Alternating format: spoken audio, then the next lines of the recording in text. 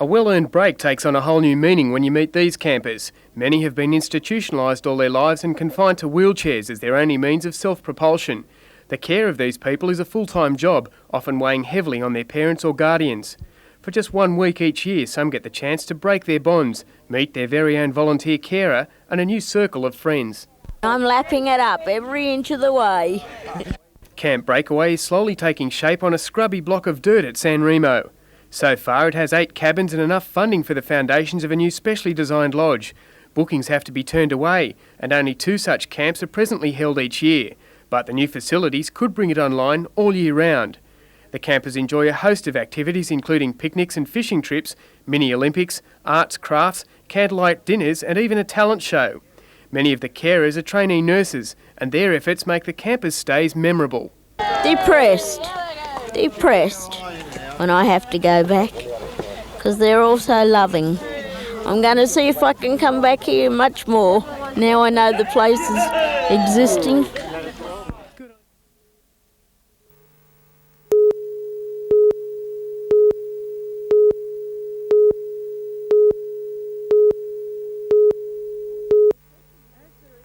As the recession deepens, the demand for support from welfare agencies and charities has intensified. Major Merv Hopper from the Salvation Army welcomes the relief package announced in today's state budget, but he says it is only a band-aid measure. This may be able to tide us over until the economy does pick up, but we have yet to see whether that'll happen. The unemployed and pensioners continue to need help. However, over the last 12 months, a new group of needy has emerged from the middle class.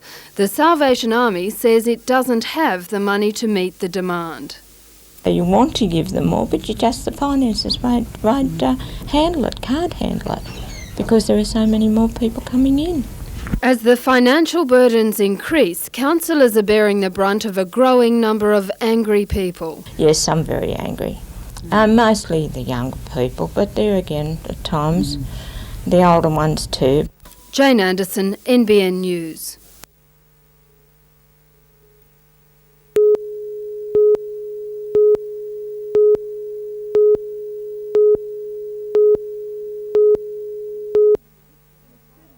In its 30-year history, Matara has combined the energetic with the just plain silly.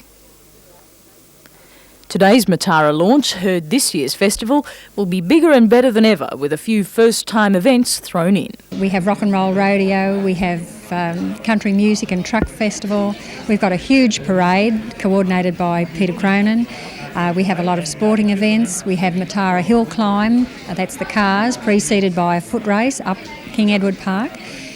We have the Lake Macquarie yachts having their first offshore race of the season, coming right up to Newcastle and back. We have the skydivers, helicopters, all services are involved, and the theme of the City March.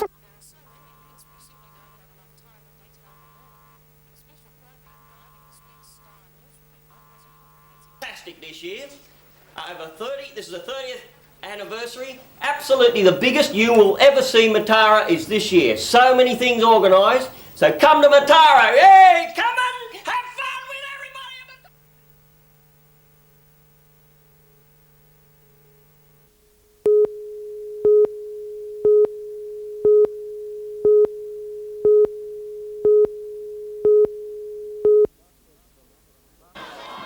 Last week's dramatic First Division Grand Final replay saw the Northern New South Wales soccer season end on a particularly high note. But while the Adamstown boys were celebrating, other clubs were pondering the repercussions of the Federation's radical restructuring of the competition. Divisions 3, 4 and 5 were axed, and on-field performance was only a part of the criteria for promotion or relegation. There wasn't enough being done for the game overall by the clubs. The club was being promoted or relegated purely on playing strength, and we didn't look at other areas such as their grounds, their administrative capability, their finances. So all of those things now have to be taken into consideration when we form our competitions. The new policy will see some sweeping changes. The First Division competition will contain just 10 teams, down 2 from this year. 8 sides have been retained, and Maitland and Hamilton Olympic have been promoted. Belmont Swansea, Cardiff, Cessnock and Stockton have all been relegated to the second division.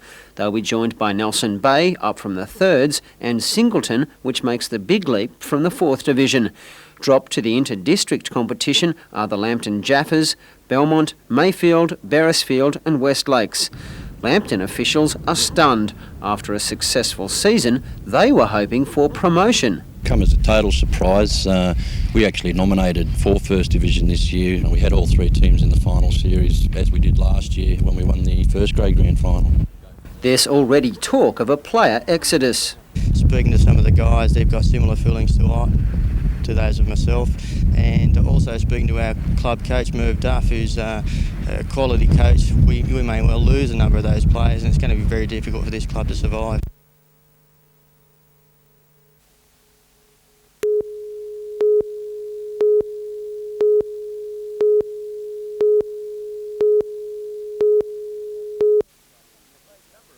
In a great number of Australian sports, our champions have had a solid grounding in their chosen sports in the school system. In latter years, owing to the increased workload and pressure on teachers, some sports have suffered greatly, while others have all but disappeared from the school curriculum. And today at the ISC, the Knights development staff, players and a group of teachers got together for a unique camp, a Level 1 coaching course in rugby league, and it was a tremendous success. There's 43 of them here over the 2 days, and to get a Level 1 course into the schools, it's been tremendous for the Knights and rugby league in the schools, especially we had 3 guys going away on the schoolboy tour at the end of the year from our 100 region schools, and gee, if we can increase that over the years, then maybe some more will come through to the Knights in the future.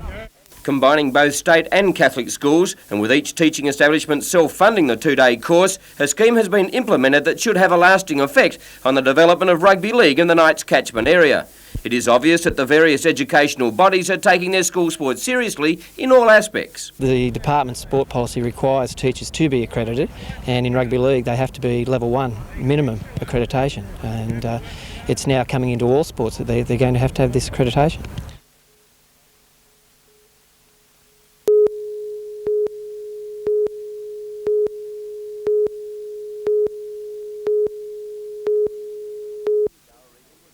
The gala evening was well attended with special guest, former Wallaby Paul McLean doing the honours. The Cyril Burke Medal for the sub-districts was won by Scott Jackson, who hopes to link with a major club next year. University's Anthony Eckert won the Most Improved Player in the NRU for representing New South Wales in Argentina during the season. The Coach of the Year went to Shane Johnson of the Singleton Club after he guided the new boys into this year's grand final with a tremendous string of wins. The Maitland Club picked up the minor and major trophies in first grade, underlining their dominance in this competition. And then the major announcement of the Anderson Medal, and it was a Singleton win.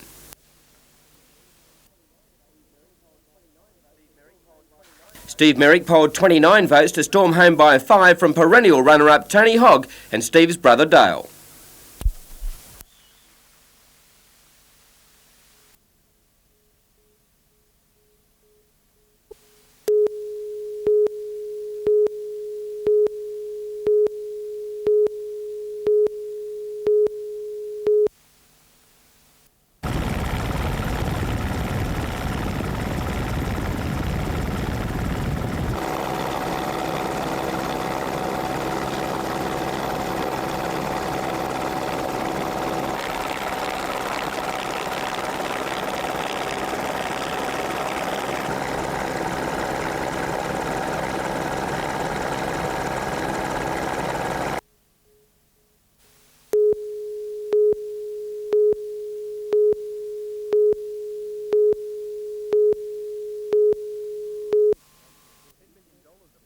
$10 million of locally caught fish goes to the Sydney markets each year, where it's sold on a potluck auction basis.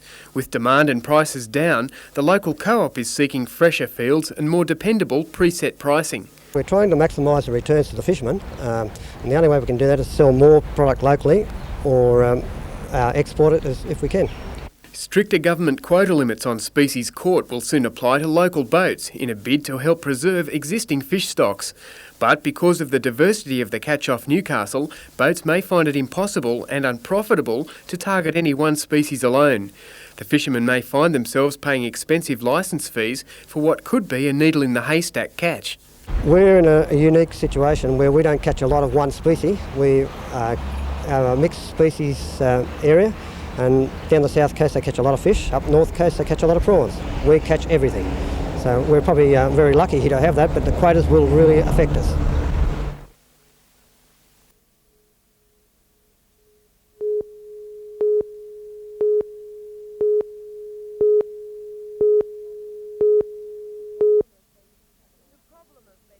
The problem of lead contamination in Port Pirie was identified in the early 80s. In 1984, the South Australian government committed $30 million to decontaminate the entire town. That 10-year program is still underway, and it's what residents of Bullaroo and Argenton are here to see at the expense of the Pasminco metal sulphide plant. Each day, teams of technicians from the Pirie Environmental Health Centre test soil and paint samples from houses in the area. It's then decided what has to be done to make the living environment safe. We actually set ourselves a goal of decontaminating 2,000 properties. We've completed 1,200. There's 100 currently being addressed, and that leaves us with about 700 or 800 to complete. Decontamination is an expensive process. On average, it costs around $8,000 to ensure a property is free of high levels of lead. That process involves the removal of topsoil from yards wherever the lead content is between 2,000 and 10,000 parts per million. So far, over 10 houses in Bullaroo and Argenton fit into this category. The inside of houses and roofs are vacuumed with an industrial cleaner, and in some cases new external cladding is fitted. Old leaded paint is also a concern. Where necessary, that is removed and a new coat applied. The entire cost of this is borne by the South Australian government. As well as improved diet and nutrition, Pirie children also have regular blood lead tests. This too could be introduced in Bullaroo.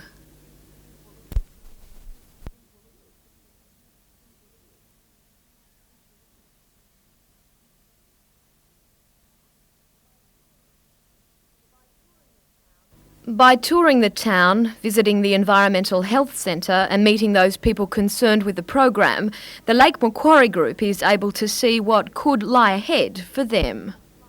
It was pretty amazing to watch someone's yard just get tipped into the back of a truck and that sort of thing. So I guess it brought home the realisation of how dangerous the situation could be. I think that the community and everyone's going to have to learn a lot more about maintaining a safe environment. We'll have to develop a program over there that is unique for the Bullaroo and Argenton situation. There aren't as many children with high levels, and I don't believe that we'll need to develop a full environmental health centre, but we'll need to tap into the resources that are available in the Newcastle area. The big question is, though, who should bear the cost of decontamination in Bullaroo? The government, the company or the community? We look at that issue in our next report. Jodie McKay in Port Pirie for NBN News.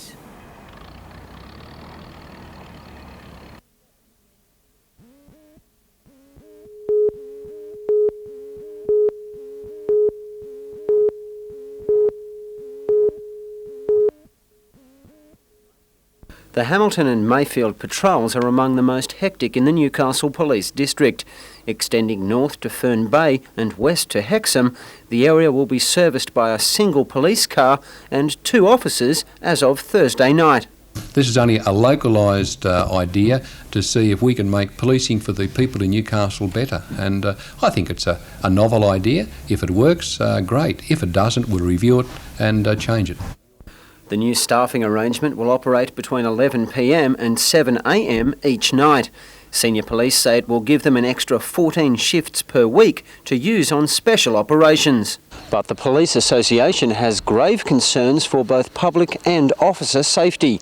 It's asked for a full report on the scheme before it's put into practice later this week.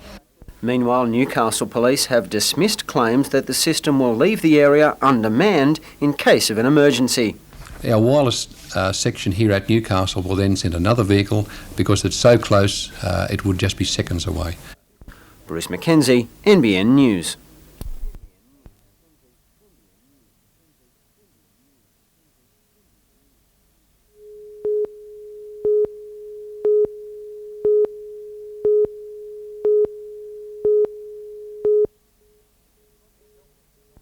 Sonia Keltland resigned as Education Officer in July, citing the art gallery's stressful working environment as the reason, and then lodged a workers' compensation claim. The resignation not only left the gallery without an education officer for almost 3 months, it also brought to light another compensation case involving the Assistant Director, David Langman, and unhappiness in the arts community with the gallery. The conflicts have led to a review of the gallery's operations being conducted by a Sydney art consultant. I believe that the results of that will be submitted to the Town Clerk at the end of October. While the gallery's operations remain in question, the Education Officer's position has been filled by an arts lecturer from Sydney, Michael Hedger. Mr Hedger, who lived in Raymond Terrace as a teenager, says he wasn't fully aware of the gallery's problems until he started on the job today. People are asking me about that, but I consider that as something that's happened before, and it's not going to in any way affect my role here, I don't think. In addition to continuing popular initiatives such as the Visiting Lecturer program, the Education Officer hopes to focus on children. For the very young children, I'd like to have a much more hands-on approach. And for the high school, students will have something like education kits and lectures.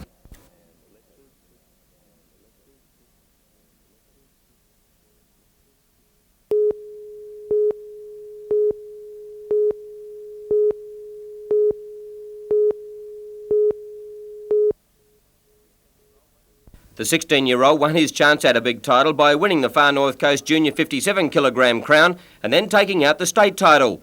Sean has only had 17 amateur bouts and won his elimination fight at the national titles by knocking out his opponent 36 seconds into the first round. In the final, he got on top of his Queensland opponent early and inflicted an early 8 count. And then he again poured on the pressure to again force a count.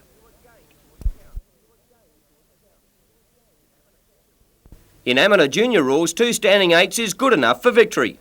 I didn't know why they stopped it either. I thought, I didn't think he was hurt. I didn't know why they stopped it. And when I looked at the fight, I realised it had 2 standing counts, and that's why they stopped it. Sean trains twice a week at the Newcastle Police Citizens Youth Club, and although undecided about his future, took time to pay thanks to his trainer. He gave me heaps of confidence, and he's helped me all the way.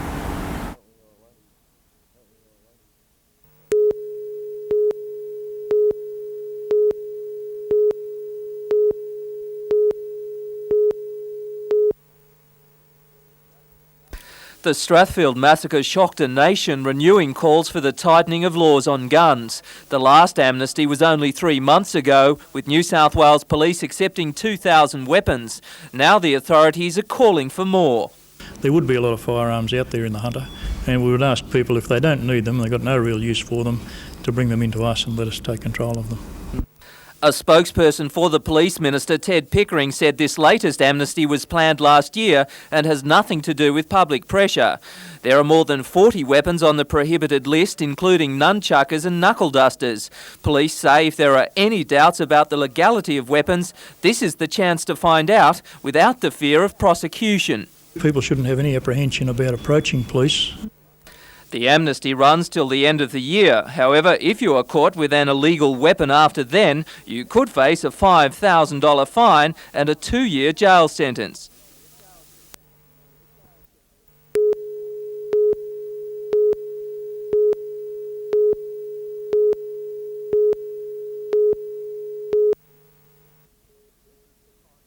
This is the car Detroit said could not be built, which is part of the reason, perhaps, that Honda is so proud to show it off. It's fun to drive, it's got a lot of pep. This goes 0 to 60 in around 10 seconds and gets great fuel economy. That's Kurt Antonias of North American Honda. And this car, the new Civic VX, is the first fuel efficiency breakthrough in years. Honda took last year's Civic and improved it from 33 miles a gallon to 51. Without shrinking the car or jacking up its cost. It may change the argument in Washington between lawmakers and automakers over how to save energy and ultimately clean the air. This is what environmentalists have been waiting for. We've said all along, you can make a fuel-efficient car without making a tiny little itsy-bitsy car. American car makers have argued that if you want an efficient car, you'll have to give up power, safety, and size. They say if you really want small, they already sell it. The Honda product does not achieve the fuel economy of our Geo Metro. Much improved from where Honda was last year, so certainly that's important, but it hasn't achieved the fuel economy of the Metro. The Metro does get 4 more miles a gallon, but it's smaller, shorter, and has a third less power. The new Honda seats 5 adults, can easily go uphill at 65, and still gets twice as much mileage as the average new car. Honda did it by improving aerodynamics, using lightweight wheels, and narrow tires that cause less friction. Most dramatic, they built a lean burn engine, one that burns less gasoline each time it pushes the cylinders up and down. Detroit rejected lean burn long ago as too polluting, but Honda refined it to meet federal standards. For years now, some lawmakers have been trying to force Detroit to produce more efficient cars, and this is just the news they've been waiting for.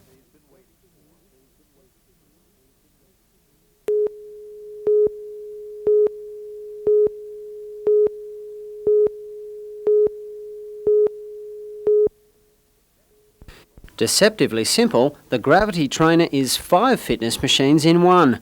Chin-ups knock the shoulders into shape, while a quick adjustment sees the triceps suffering. Turn around and the stomach is the focus of some grueling hip flexors. Add the weight bar, and squats and bench presses are also possible. The machine could fit into any home, and a slightly bigger aerobic version has already proven a hit at the Beresfield gym. Since we've had it, we've been having a lot more girls using the gym, but the one against the wall, we get a lot of use of it in this gym here, but it'll be mainly for home use, the one that's attached to the wall. Inventor Jerry Arnott has been granted a provisional patent and is convinced the design will prove a winner in the lucrative fitness market. The cheapest version of it will retail about $225, and I'm pretty sure that they will take off, otherwise I wouldn't spend all the time getting them up to the stage.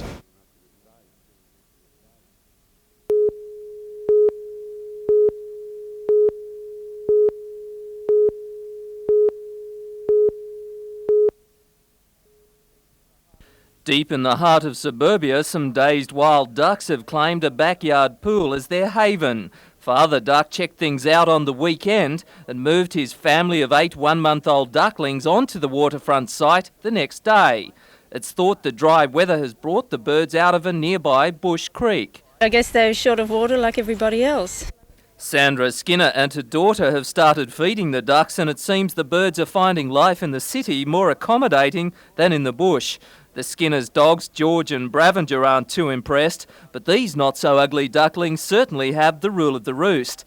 Even the Skinner family has to keep out of the pool. It's when they move out, we'll move in. Daffy and Donald would be proud of them. Peter Ryan, NBN News.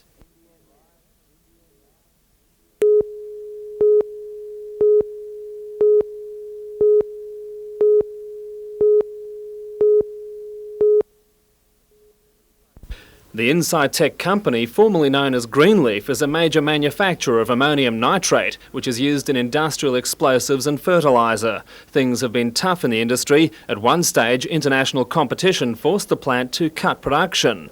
Last year, management and unions came together to restructure the plant's operations. Under Phase 1, staff numbers were significantly reduced. Today, Phase 2 was launched, a 20-day study tour of industries in Canada. Site manager Lyle Radford wants to do away with the rigid Australian structure based on foreman and middle management and adopt the Canadian workshop practice of using self-directed work teams. The people in the teams are totally accountable for all their actions, and they're totally flexible in what they do. They can do any work at all, provided they have the skills to do it.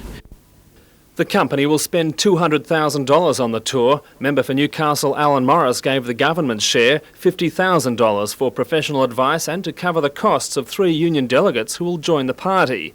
The Insitec plant has already modernised equipment and regularly sets new world production records, but it isn't enough to keep the company ahead. Like many Australian companies, Incitec is faced with the twin evils of a recession and subsidised imports. They make no bones about the consequences of failing in this staff experiment. If the Canadian system is successfully transplanted, the idea will be adopted by other industries. Lyle Radford says the company can't afford to fail. International competition is so strong that unless we make this drastic change, I'm quite certain that we won't have a company in a few years' time. Union leaders say they're aware of the company's need to succeed, but they're not committing themselves. No, I don't believe we're going there to translate it directly. I mean, the company may have ideas along those lines. I believe it's more a learning process for both the delegates that's involved in the working committees and the unions. The tour party will leave Australia on Friday week.